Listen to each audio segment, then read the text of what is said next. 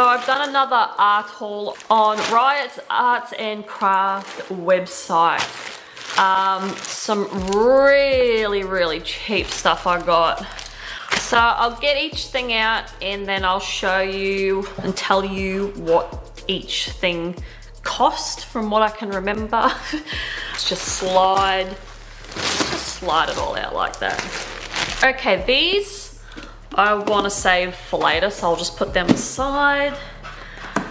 But this right here, I got 2 field pads, A4, the Araldo Di Pialo watercolor paper. It's 225 GSM. I got 2 pads of them. This is what I'm a little bit excited about as well, is the Bristol pad, the 250 GSM, 20 sheets of that. I got 2 lots of them. And then I got this Art Studio marker pad. So for, you know, obviously alcohol markers, it's 100 GSM, it's 50 sheets. So yeah, I can cut that up to size, and I have finally got some, you know, marker paper that I can custom cut. So that's the reason why I got that. Because I want to get back into doing some, you know, marker illustrations again. So I got these 5 for $25, so it was $5 a pad. I thought that was an absolute bargain, so that's why I got them. Now, I've already showed you guys the field pads and I've already done work on them, so I'm gonna put them aside. Now, what I'm really excited about is this Bristol pad. So I want to cut this open and I want to see what the smoothness is. God, I struggle at opening stuff. Why? Does anyone else struggle when it comes to this sort of stuff? Because I do.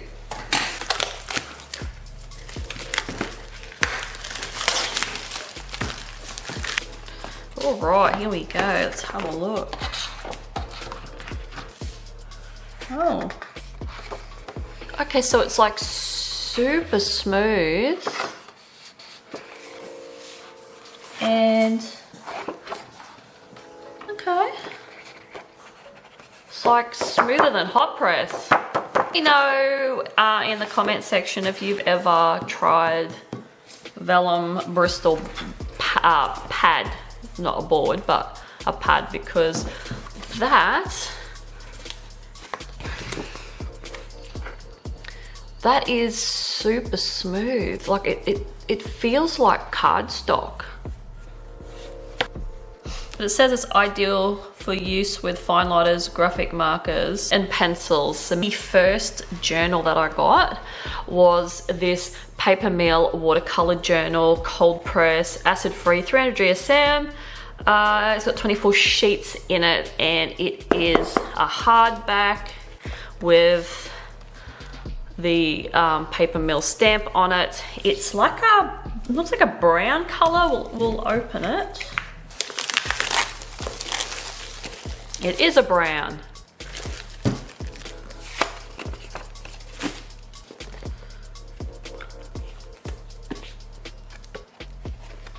That's cool.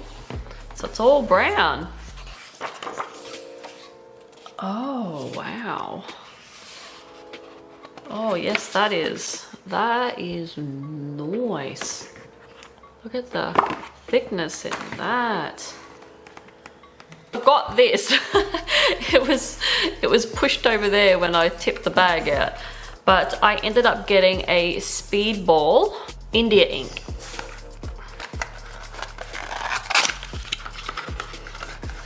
This is permanent waterproof, 100% carbon black pigment. I have run out of my other ink. It's nearly done for, so I thought I should get another pot, and I saw this brand. It was only $6 on Riot, so I decided to get it. Now, this is the thing that I'm very excited for. This actually cost me a little bit of money, so well, not really. It was probably $30 something. It is a Paper Mill A4 creative journal. It says it's ideal for creative techniques using inks, pigments, paints, mediums, and more. Perfect for stenciling, stamping, and all art journaling techniques. It contains 128 unlined pages in a convenient storage envelope. So apparently it's got that inside. So yeah, it looks like it's very sort of recyclable. It's got some rounded spine. It's got a little interesting little thing there. It's held by elastic. So yeah, let's cut this open and see what the go is.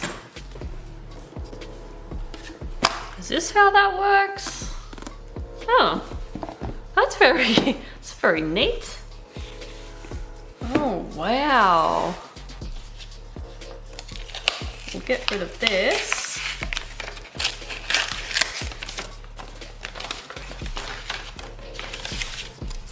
So yeah, there is the storage pocket. Oh, wow. How many times does this go around? So yeah, that's pretty cool. Wow. See, nothing in there, I don't think. Just better make sure. No, there's nothing. Wouldn't it be nice if there was like $100 sitting in there? So yeah, like it's got all this interesting textured part. Here's what the spine looks like. Inside, got this page. And then, oh, wow. Wow, that's I don't know, you can't really see it on camera from what I can see in the viewfinder, but this is a very yellowy sort of beige color on the paper. Like it is tinted and it's pretty cool. Like, wow. That is a very interesting journal, but I sort of question how it's gonna stand up, because like, look at that, it's sort of pulling away from there a bit.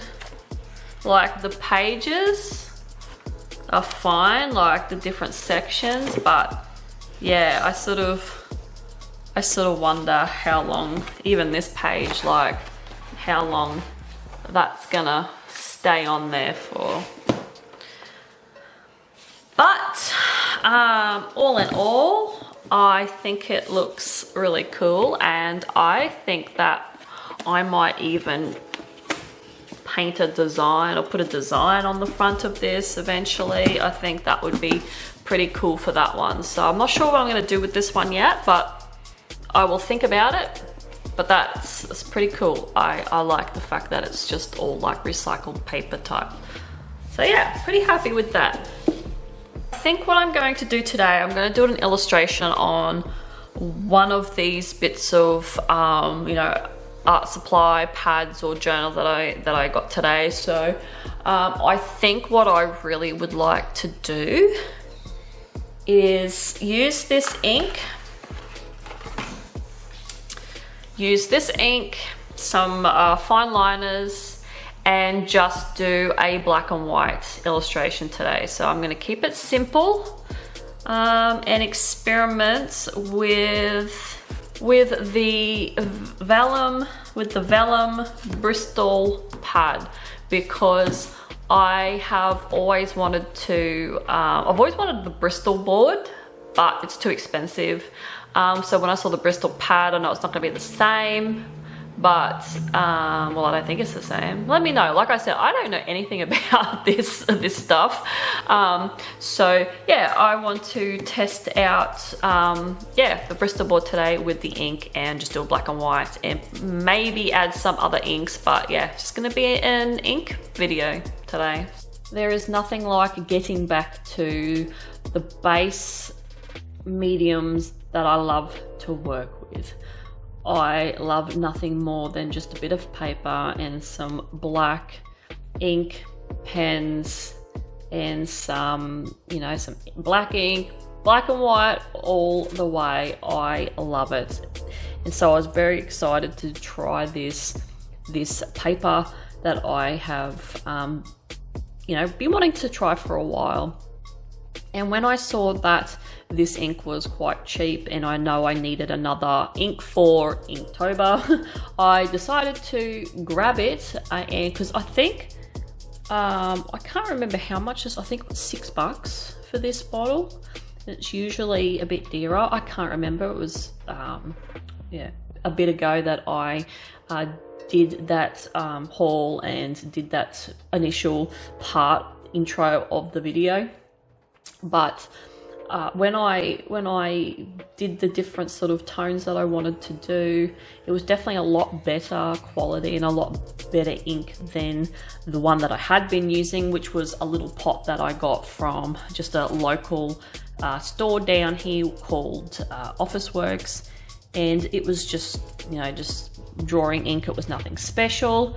This is definitely like a better quality ink. It's no India ink like that Dr. P.H. Martin one, but I do want to get a set of them eventually, but not at the moment because they are quite dear. So this was a weird illustration that I come up with one night in my sketchbook, just sitting down and doing my usual sketches that I like to do at night while I'm watching TV.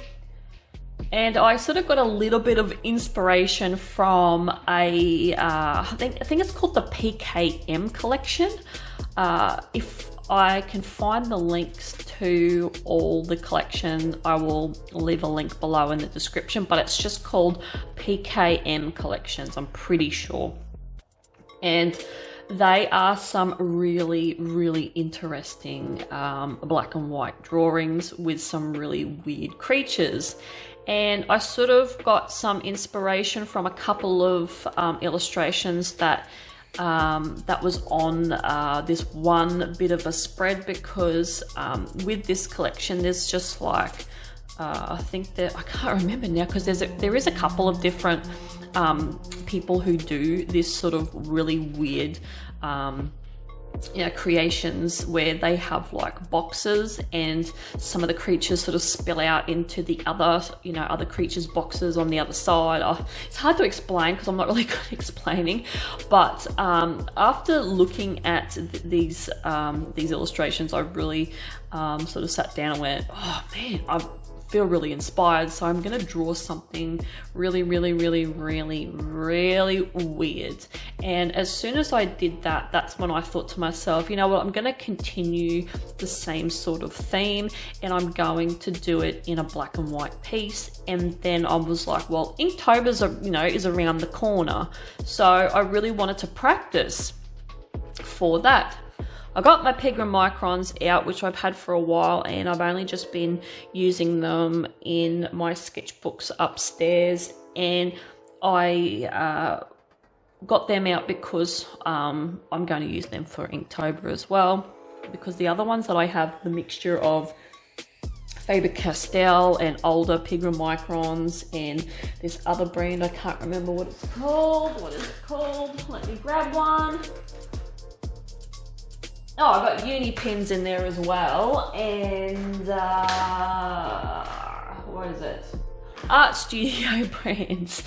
Yeah, I've got them all in a mixture, but they're all just nearly run out. Like they're all running extremely low on ink. So I'm using these at the moment, and I've got to get another set because I really do like using the Pigma Microns more than anything.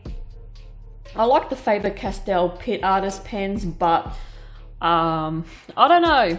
I don't like the way they feel in my hands anymore. I used to not mind them, but I find the Pigma Microns, even though they're just a simple basic pen, I don't know, they're more comfortable. I don't know, it might be just a mental thing, but I just like using them. And plus their pigment, it's quality. It really is. To me, they are quality, and I have tried to step away from them and go for other brands, but I always seem to keep coming back to the Pigma Microns. So because I find that they are the best. Once they dry and they dry fast for me. And I find that when you go over with, like, even if you go over with watercolor, or in this case ink, they don't lift. There's no bleeding, there's no nothing. They're just a perfect pen. And yeah, I don't know why I decided to go away from them. I think it's just more of like I wanted to try other things and see if I could get like a better pen that was cheaper or whatnot, but no, I always come back to the Pigma Microns because they are really good. Now, I don't have a story for this illustration. I just wanted to draw something weird without sort of any, any story, any background, and I like to do that sometimes. I just like to tap into my inner weirdness and then just draw it without any, anything attached to it. No story attached to it whatsoever. So this thing is definitely weird, and I just really enjoyed doing it. I just love these weird pieces that I can do. I feel I don't know, it's a weird feeling that I get when I only do a black and white piece, and it's I don't know, it makes me feel like that's where I'm meant to be, if that makes sense. And as much as I love watercolor is my thing. I absolutely love watercolor. I think that just black and white pieces will always be the one thing that I absolutely love to do more than anything. And I'd like to do more of them, and I know I always say this, and I have said this in the past, that I'd like to do more black and white illustrations, but I end up just going back to the watercolor and just keep doing that and smashing that, and I gotta sort of break it up a bit and do other things, and especially do the one thing that I love the most, and that is black and white. And I absolutely, I don't know, I just can't describe how I feel when I'm doing a black and white piece. It's just like it's what I'm meant to be doing. It just feels right.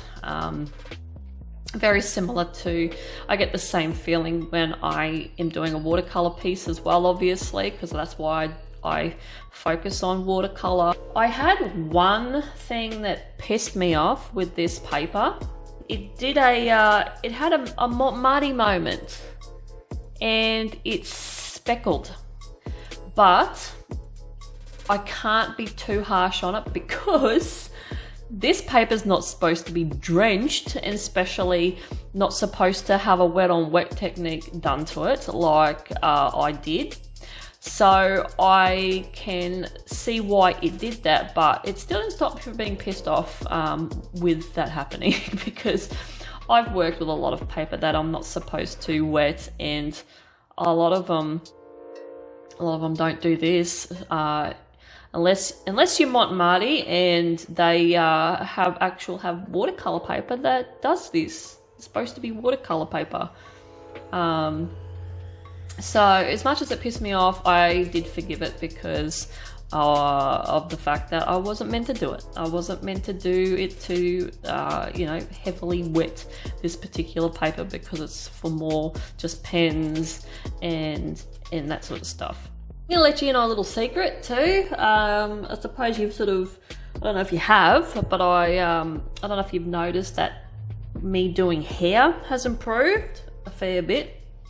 You're never going to guess what has helped me improve my my techniques of doing hair. And believe it or not, I started playing a game called Magic Color Paint by Numbers. It's an app that you can get on the App Store or Google Play, and it's just a paint by numbers, and I am absolutely hooked. Absolutely hooked with it. Like I'm hooked coloring in pictures, and a lot of them are females and hair. And believe it or not, after doing quite a few, I sort of got ideas and sort of got techniques on how to do hair. So that's how I've kind of been improving, is by I don't know, it's such an unconventional place to learn how to color and draw hair, but that's where I've learnt it. So I'm super happy that I found the app, and I'm happy that it's helped me progress and start to sort of do hair a bit more and sort of be happier with doing hair, because it is hard for me because I don't do it a lot. But I have been sort of trying to make a habit of doing it a little bit more lately, since I've got the app to improve. I'm so happy with it. So hey, seriously, paint by numbers.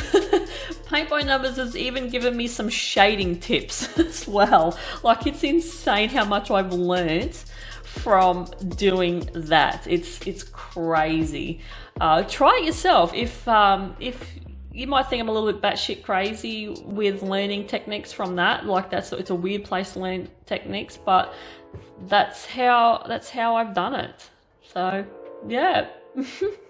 So who is looking forward to Inktober this year? Let me know if you're participating, or you're, if you're not gonna do it, or if you're gonna do it, or you're thinking of doing it. Let me know, because yeah, I'm definitely gonna be participating, and I'm pumped. I am ready to go. If you've subscribed to Jake's emails, you'll know that the Inktober list comes out on the 25th of this month, so stay tuned for that. Now, that is my final illustration there. Something weird for you, practicing for Inktober, and hopefully you enjoyed this video, and I'll see you guys in the next one. Bye!